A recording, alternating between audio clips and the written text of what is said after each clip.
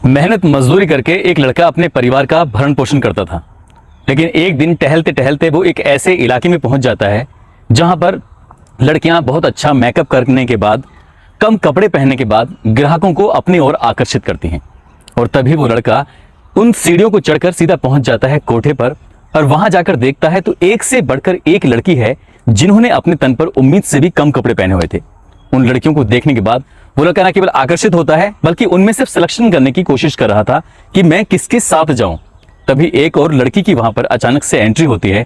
उस लड़की को जब वो देखता है तो उसकी आंखें खुली की खुली रह जाती हैं। साथ ही वो लड़की उस लड़के को देखती है तो उसकी भी आंखें खुली की खुली रह जाती हैं। दरअसल वो दोनों एक दूसरे के रिश्ते में भाई बहन लगते थे और वो लड़का अपनी ही बहन को उस कोठे पर देखकर बहुत ज्यादा आश्चर्यचकित था, परेशान था ये सोचकर कि ये यहाँ कैसे आई, यहाँ क्या कर रही है।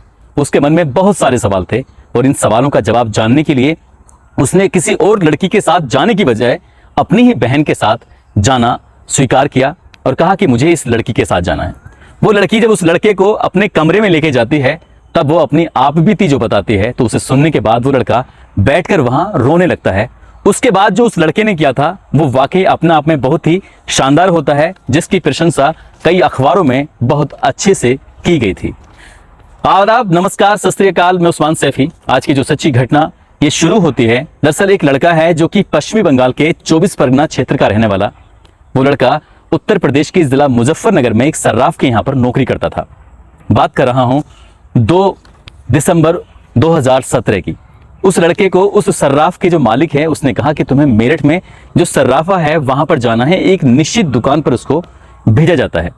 जब 2 दिसंबर को ये लड़का चला था मुजफ्फरनगर से मेरठ के लिए, तो इसको जाना है सर्राफा बाजार में, लेकिन उसको कबाड़ी बाजार से होकर गुजरना है। कबाड़ी बाजार को रेड लाइट एरिया भी कहते हैं। और जैसे ही उस रेड लाइट एरिया से गुजर रहा है, उस लड़के की नजर जो उस दुकानों के ऊपर बने हुए मकानों पर पहुंचती है, वहां से झांकती हुई लड़कियों पर पहुंचती है। तो उन लड़कियों को देखकर वो बहुत ज्यादा आकर्षित होता है।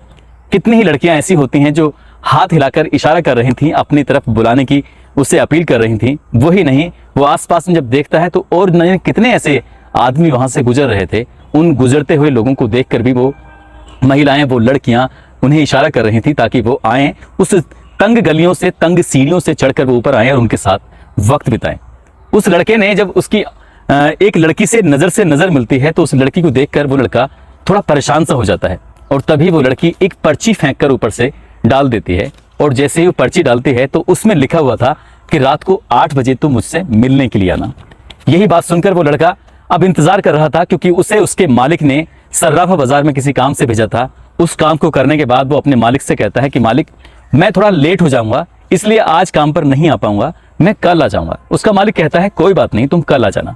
वो रात 8 बजे होने का इंतजार कर रहा था और जैसे ही रात के 8 बजते हैं वो उसी कोठे पर, उसी सीढ़ी के पास खड़ा होकर जब ऊपर चलता है, चलने के बाद जब देखता है अंदर तो एक महिला है और वहां उस महिला के इर्द गिर्द कई सारी और लड़कियां हैं जो सुंदर सुंदर हैं, जिन्होंने उम्मीद से भी कम कपड़े पहने हुए थे। सभी लड़कियों ने मेकअप किया हुआ था, वो और भी ज्यादा खूबसूरत लग रही थी। उनकी कोशिश थी कि वो ग्राहक जो आ रहे थे उन ग्राहकों को रिझाने की कोशिश कर रही थी। और तभी वो लड़की भी आती है जिस लड़की ने पर्ची बनाकर फेंकी थी, उसको रात के 8 बजे आने की बात कही थी। दरअसल वो लड़की भी तभी आ जाती है और उस लड़की को देखने के बाद वो लड़का कहता है कि मुझे इसके साथ जाना है। दरअसल उस लड़की का नाम होता है सबीना। उस सबीना को देखकर वो एकदम से उसका चेहरा खिल जाता है, चमक जाता है, लेकिन उसको अफसोस भी हो रहा था। वो जो लड़की होती है सबीना, वो कोई और नहीं बल्कि उसकी रिश्ते में लगने वाली बहन थी। वो लड़का ये नहीं जानता था कि सबीना यहाँ क्या कर रही है। सैकड़ों किलोमीटर दूर अपने गांव से यहाँ इस कोठे पर इन लोगों के साथ, इन कपड़ों में, इस मेकअप में जब वो उसे देखता है तो उसकी भी इच्छा जग जाती है कि वो उसके पास जरूर जाए। और उस लड़की ने भी यही इच्छा जाहिर की थी कि तुम रात के 8 बजे जब आओगे तब मैं तुमसे इत्मीनान से बातें करूंगी। ठीक उसकी मांगी हुई जो रकम थी वो तय हो जाती है। वो लड़का जो कि अपनी ही बहन के साथ उस कमरे में पहुंच जाता है और जैसे वो कमरे में जाता है तो उसकी बहन जोर जोर से, ताकि उसकी आवाजें बाहर तक ना जाए, इतनी जोर से वो रो रही थी और रो रो के अपने भाई के गले लग जाती है। कहती है कि भैया मैं बहुत ज्यादा परेशान हूं, मुझे यहाँ से निकाल लो। 6.5 महीने से ज्यादा का वक्त हो चुका है और मेरा एक एक दिन, एक एक पल कितनी परेशानी से गुजर रहा है, मैं तुम्हें कुछ बता नहीं सकती। तभी वो कहता है कि तुम यहाँ आई तो आई कैसे? तभी वो कहती है कि भैया आने की जो मेन मुख्य वजह है वो कुछ और ही थी। मैं घर से तो निकली थी स्कूल के लिए, पढ़ने के लिए, लेकिन मैं नहीं जानती थी कि एक कार आके रुकती है, उस कार वाले ने मुझे अपने गाड़ी में जबरदस्ती बिठाया और नशा दिया, और जब नशे से आंखें खुलती हैं तो इसी कोठे पर आके खुलती हैं। शुरू के 15 दिन तो बहुत ही बुरे, बहुत ही परेशानी वाले बीतते हैं, लेकिन उसके बाद इन्होंने जो मेरे साथ जो किया है वो शायद किसी भी बहन बेटी के साथ नहीं होना चाहिए। उस कोठे पे जो ग्राहक आते थे, उन ग्राहकों को रिझाने के लिए वो लड़की हमेशा तैयार कर दी जाती थी और उनके साथ वो वक्त बिताती थी। जो ग्राहक आते थे, जो पैसे देते थे, उन पैसों से वो अपने पास भी कुछ थोड़े बहुत रह पाते होंगे, बाकी ज्यादातर पैसे वो उस मालकिन जो होती थी उस कोठे की, वहां तक पहुंच जाते थे। यहाँ बातचीत का सिलसिला चल ही रहा था, लेकिन अचानक ही दरवाजा फिर से खुल जाता है, और दरवाजा को जब खुलता है तो वो वाकई बहुत भयानक होता है। एक और लड़की की एंट्री इस कमरे में होती है, और जिस तरह से वो लड़की अपने भाई के सामने बैठी हुई थी, कोई भी महिला, कोई भी लड़की ऐसे किसी ग्राहक के सामने बैठ ही नहीं सकती। दरअसल उसने पूरे कपड़े पहने हुए थे, अपने भाई को से बातचीत करते हुए, और जो कपड़े पहने हुए थे उसने अपने तन को ढका हुआ था, और जो बैठने का उसका सलीका था, कोई भी लड़की अपने परिवार के साथ ही ऐसे बैठ सकती है। उस लड़की को, जो नई एक और लड़की आई थी, उसे समझने में जरा भी देर नहीं लगी, और उसने कहा कि कुछ ना कुछ ऐसी बात है जो तुम मुझसे छिपाने की कोशिश कर रहे हो। यदि तुमने ये बात मुझसे छिपाने की कोशिश की तो देख लेना, फिर ये बात मैं मालकिन तक पहुंचा दूंगी। लेकिन जब उसने बताया कि ये मेरा भाई है, मेरे गांव का है, और मैंने इससे बताया कि ये मुझे बचाने की यहाँ पर कोशिश करेगा, तभी उस लड़के ने उस लड़की को भी शांत किया। उसने कहा कि तुम्हें परेशान होने की जरूरत नहीं है, और मैं कुछ बेहतर करने की कोशिश करूंगा, तुम्हें यहाँ से निकालने की कोशिश करूंगा, लेकिन तुम्हें मेरा साथ देना होगा। और जैसा उन दोनों महिलाओं ने कोशिश की, ठीक वैसे ही कोशिश करने के बाद वो लड़का वहां से कुछ देर के बाद रुकता है, और रुकने के बाद यहाँ से निकल आता है। जिस दुकान पर वो दिन में गया था, उसी दुकान पर फिर एक बार फिर जाने की कोशिश कर रहा था, क्योंकि जिस जगह पहुंचा था वहां के नौकर से उसकी जान पहचान थी। उस नौकर के पास जाता है और पूरी कहानी अपनी बयां करता है। कहता है कि भैया, यहाँ पर मेरी बहन है, वो कोठे पर है, रेड लाइट एरिया में है, कई महीनों से फंसी हुई है, कितने ही ग्राहकों को की वो शोभा बनती है, उसे बचाना है। तब वो लड़का उस लड़की को लेकर उस लड़के को लेकर सीधा पहुंचता है नजदीकी पुलिस स्टेशन, और वहां मिलती हैं SHO रश्मि चौधरी, साथ ही DSP संजीव देशवाल होते हैं, और इस जिले की उस दिनों कमान संभाली हुई थी SSP मंजिल सैनी ने। और तभी आदेश दिया जाता है एंटी ह्यूमन ट्रैफिकिंग यूनिट को, और यहाँ से एक टीम गठित की जाती है। और टीम गठित करने के बाद अब यहाँ पर रेड डाली जाती है। जब रेड पड़ती है, रेड पड़ने के बाद कई सारी लड़कियां थी जो यहाँ से निकाली जाती हैं, और इन्हीं में से एक लड़की निकल के आती है। उस लड़की ने, जो एक पत्रकार होती हैं, उस पत्रकार को जो अपनी कहानी सुनाई, उस कहानी को सुनने के बाद शायद आप भी हैरान रह जाएंगे। लेकिन ये जो लड़की थी सबीना, उस सबीना ने जाकर अपनी पूरी कहानी बताई, किस तरह से उसके भाई ने उसकी जान बचाई। इसके बाद यहाँ से उस लड़के ने अपने गाँव में फोन किया था, और उसके घर वाले, उसके परिवार वाले अपनी बेटी को देखकर जोर जोर से रोने लगते हैं, बिलखने लगते हैं। और ये कहानी जब अखबारों के माध्यम से लोगों को पता चलती है तो वाकई हैरानी ही होती है। लेकिन एक कहानी इसके बाद और शुरू होती है, वो कहानी भी कहीं ना कहीं परेशान करने वाली थी। दरअसल ये कहानी थी एक पश्चिमी बांग्लादेश का एक जिला है बोगरा, और इसी जिले में एक लड़की होती है जिसका नाम होता है शकीला। दरअसल पहली लड़की का नाम भी काल्पनिक था और दूसरी लड़की का नाम भी काल्पनिक ही है, क्योंकि उनकी पहचान बताना उनके लिए सही नहीं होगा, उनके परिवार के लिए सही नहीं होगा। ये लड़की अपने अभी कुछ दिन पहले ही उसकी शादी हुई थी, उसको एक प्यारा सा बेटा भी था।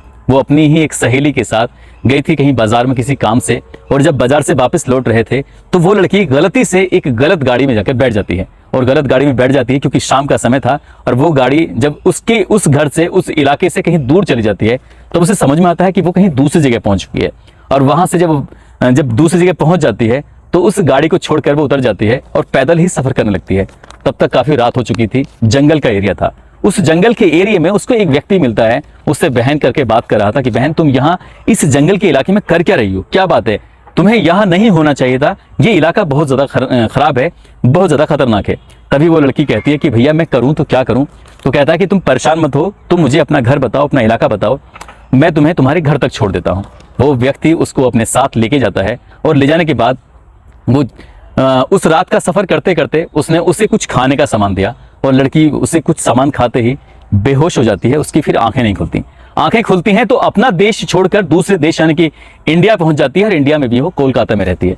और कोलकाता में उसको लगातार एक ही घर के अंदर, एक ही कमरे के अंदर 3 दिन लगातार रखा जाता है। वहां खाने को कम मिलता था, और लाल रंग की गोलियां थी वो नशे की गोलियां बहुत ज्यादा मिलती थी। वो लड़की समझ नहीं पा रहे थे कि जब भी उसकी आंख खुलती थी तभी उसे पानी के साथ वो गोलियां देते थे। वो कुछ बोलने की कोशिश करते थे तो बेवजह उसको पीटना शुरू कर दिया करते थे। उसके मुंह से कोई आवाज निकलने भी नहीं दे रहे थे। वो इतने जालिम तरीके से उसके साथ पेश आ रहे थे। वो लड़की इतनी बुरी तरह से डर जाती है। उसको बताया जाता है कि अब तुम बांग्लादेश में नहीं हो बल्कि इंडिया में हो। यदि तुमने यहां से भागने की कोशिश की तो पुलिस तुम्हें पकड़ लेगी और पकड़ने के बाद दूसरे देश में बिना किसी पासपोर्ट के, बिना किसी वीजा के तुम्हें एंट्री करने में जेल हो जाएगी और हमेशा हमेशा के लिए तुम जेल में सड़ती रहोगी। उसके बच्चे के बारे में पूछा जाता है, उसके पति के, उसके परिवार के बारे में पूछा जाता है। बताती है, वो खुद भी गुहार लगाती है, मेरा एक बच्चा है, उसका कैसा क्या होगा। तो वो लड़की, उसका भी रो रो कर बुरा हाल था। लेकिन जब उसने सोचा कि यहाँ अगर वो भागने की कोशिश करेगी तो वाकई भारत की पुलिस उसे पकड़ लेगी।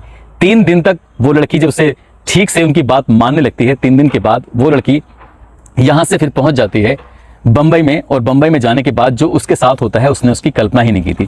अब यहाँ पर वो देखती है कि एक बाजार है, उस बाजार में एक नहीं सैकड़ों ऐसी लड़कियां हैं जिनके तन पर कपड़े कम होते थे और कम कपड़े होने की वजह से ही वो ग्राहकों को रिझाती थी और ग्राहकों को रिझाने की वजह से ही उनको पैसे मिलते थे और वो पैसे उस कोठे के मालिकों को जाते थे। उसने अपनी आंखों से जो देखा वो देखकर बहुत ज्यादा परेशान थी, क्योंकि उसने 15 दिन तक लगातार विरोध करती रही और वो जितना विरोध करती थी उसको उतनी ही मार पड़ती थी। और जब मार पड़ती थी साथ में उसको एक इंजेक्शन भी दिया जाता था। वो इंजेक्शन ऐसा था जो हार्मोन को कुछ तब्दील करता था और तब्दील करने के बाद ही उसके साथ फिर जो कुछ उसके शरीर में उत्तेजनाएं सी पैदा होती थी तब उसका कुछ करने के लिए मन करता था। और यहीं से उसकी जिंदगी ऐसी करवट लेती है कि जिस दिन वो इंजेक्शन नहीं दिया जाता था उसको लगता था बहुत ज्यादा बुरा। और शुरुआत में जो इंजेक्शन की तादाद लगातार दी जाती थी तो उसके अंदर हार्मोन कुछ बदलते थे और फिर उसको खुद ही पुरुषों से मिलने की इच्छाएं जागृत होती थी। वो अकेली लड़की नहीं थी। जिस कमरे में, छोटे से कमरे में रहती थी, वहां 10-20 लड़कियां इसी तरह से अलग अलग एरियो की होती थी। कोई पश्चिम बंगाल की है तो कोई बिहार की है, कोई यूपी की है तो कोई राजस्थान की है तो कोई हरियाणा की है। इसी तरह की लड़कियां उन छोटे छोटे कमरों में एक भूसे की तरह भरी होती थी। हर लड़की को इंजेक्शन दिया जाता था और इंजेक्शन देने के बाद फिर वो लड़की अपने काम पे लगती थी। काम भी ऐसा जिसको देखकर शायद सुनकर आपकी भी रोंगटे खड़े हो जाएंगे। एक एक लड़की से सुबह 10 बजे से लेकर रात 11 बजे तक कभी 80 लोग मिलते थे तो कभी 100 लोग मिलते थे, कभी 130 लोग मिलते थे, कभी कभी संख्या कम रहती थी, कभी ज्यादा रहती थी। एक महिला अपने ही पुरुष के साथ, अपने ही पति के साथ जब शारीरिक संबंध बनाती है तो उसको लेकर भी कई बार वो परेशान हो जाती है। जरा सोच कर देखिए कि एक महिला एक साथ सुबह से लेकर शाम रात तक वो 100 से ज्यादा लोगों के साथ अगर शारीरिक संबंध बनाएगी तो उसकी हालत क्या हो जाएगी। उस लड़की ने लगभग यहां पर 3 महीने गुजारे जो मुंबई के अंदर, और यहां से उसको भेज दिया जाता है सीधा दिल्ली की तरफ। दिल्ली में आती है जीबी रोड पर रेड लाइट एरिया में, तो स्थिति और भी ज्यादा भयानक मिलती है। और यहां पर अलग अलग प्रदेश की, अलग अलग इलाकों की, अलग अलग शहरों की लड़कियां होती हैं, कम उम्र की लड़कियां होती हैं। उन लड़कियों को लाल रंग की दवाइयों के साथ साथ हार्मोन के बदलने के इंजेक्शन भी दिए जाते थे। और उस लड़की ने यहाँ पर लगभग अब 6 महीने का वक्त गुजारा। और 6 महीने का वक्त गुजारने के बाद 3 महीने पहले ही वो आई हुई थी। उसका घर, उसका परिवार, उसने बिल्कुल उम्मीद छोड़ चुकी थी कि अब जहाँ है, जिस हालत में है, शायद कभी अपने घर नहीं जा पाएगी। ऐसे ही धीरे धीरे वक्त गुजरता है। हर दिन सैकड़ों की संख्या में ग्राहक आते थे। उन ग्राहकों को खुश भी करना पड़ता था। और जैसे जैसे उसका शरीर में बदलाव हो रहे थे वैसे वैसे ग्राहक भी ज्यादा आते थे। लेकिन वक्त जब आगे बढ़ता है तो लड़कियां भले ही चाहे खुश अंदर से हैं नहीं है, लेकिन उन्हें जानबूझकर खुश होने की एक्टिंग भी करनी पड़ती थी। जीबी रोड से उसका फिर ट्रांसफर हो जाता है मेरठ के रेड लाइट एरिया में, जो कि कबाड़ी बाजार के नाम से भी जाना जाता है। और वो लड़की पहुंच जाती है कबाड़ी बाजार में। और कबाड़ी बाजार में जाने के बाद वहां उसकी मुलाकात होती है सबीना से। सबीना की कहानी सुनने के बाद उसको भी लगा कि इस लड़की के साथ कितना गलत होता है, कितना बुरा होता है। लेकिन सबीना की समझदारी ने, सबीना की होशियारी ने न केवल खुद की जान बचाई बल्कि ऐसी कई लड़कियों को उस कोठे से बाहर निकाला। और बाहर निकालने के बाद उस लड़की ने कभी सोचा नहीं था। फिर उसके बाद जो पुलिस की कार्रवाई होती है, पुलिस ने उस लड़की को भी उसके घर वालों तक पहुंचाने की पूरी कोशिश की। जब 1.5 साल के बाद वो लड़की अपने उस बेटे से मिलती है और उस बेटे से मिलने के बाद उससे बातचीत करने की कोशिश करती है तो उसकी आंखों में खुशी के आंसुओं के अलावा और कुछ था ही नहीं। वो लड़की जब पत्रकारों से बातचीत करती है तो वो कहती है कि हर रेड लाइट एरिया में आने वाली हर लड़की की कहानी एक जैसी ही होती है। बस कोई घर से निकलती है तो अपना भविष्य बनाने के लिए, कोई घर से निकलती है तो नौकरी पाने के लिए, कोई घर से निकलती है तो कुछ नया कुछ करने के लिए। लेकिन बाहर की दुनिया जो उन्हें बहुत अच्छे लोग लगते हैं, उन्हें ऐसा लगता है कि बहुत ही सुलझे हुए, समझदार, इतने अच्छे, वो पहले इतना अपनापन दिखाने की कोशिश करेंगे। जैसे क्या उस लड़की जो बांग्लादेश में उसके साथ होता है, उसे सामने जो लड़का मिलता है वो ये दिखाने की कोशिश कर रहा है कि जमाना बहुत खराब है और तुम इस तरह से रात में अंधेरे में ऐसे कैसे घूम रही हो। इसलिए तुम्हें मेरे साथ होना चाहिए, मैं तुम्हें तुम्हारे घर तक पहुंचा दूंगा। ऐसे ही ज्यादातर लड़कियां होती हैं जिनको बहुत ज्यादा प्यार दिखाकर, बहुत ज्यादा दोस्ती करके, आजकल सोशल मीडिया पर भी कुछ ऐसे ही चल रहा है, चाहे व्हाट्सएप के माध्यम से हो, सोशल मीडिया के माध्यम से हो, चैट के माध्यम से हो, ऐसे ही लड़कियों को, जो कम उम्र की लड़कियां होती हैं, उन्हें प्यार के झूठे जाल में फंसाकर उन्हें इसी तरह से बेचकर ये लोग अपना धंधा चलाते हैं।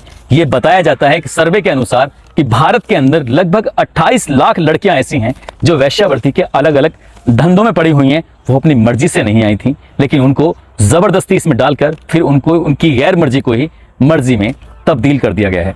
दोस्तों, इस घटनाक्रम को सुनाने का उद्देश्य किसी को परेशान करना नहीं है, किसी का दिल दुखाना नहीं है, बल्कि आपको जागरूक करना है, आपको सचेत करना है। और इसकी कहानी के लिए मैं स्पेशल रूप से धन्यवाद दूंगा अमर उजाला की डिंपल सिरोही हैं, जो कि मेरिट यूनिट में काम करती हैं। उनके माध्यम से मुझे ये स्टोरियां पता चल सकी हैं और ये स्टोरी आपको उम्मीद करता हूं बहुत ज़्यादा पसंद आई होगी। और जिस तरह से उस लड़के ने अपनी बहन को बचाया था, वो वाकई अपना आप में काबिल तारीफ है। और मैं डिंपल सिरोही जी को फिर से धन्यवाद दूंगा, इन्होंने मुझे सजेस्ट किया कि इस कहानी को आप ज़रूर पढ़िएगा। दोस्तों, आप सब लोग अपना ख्याल रखें, सुरक्षित रहें। जय हिंद, जय भारत।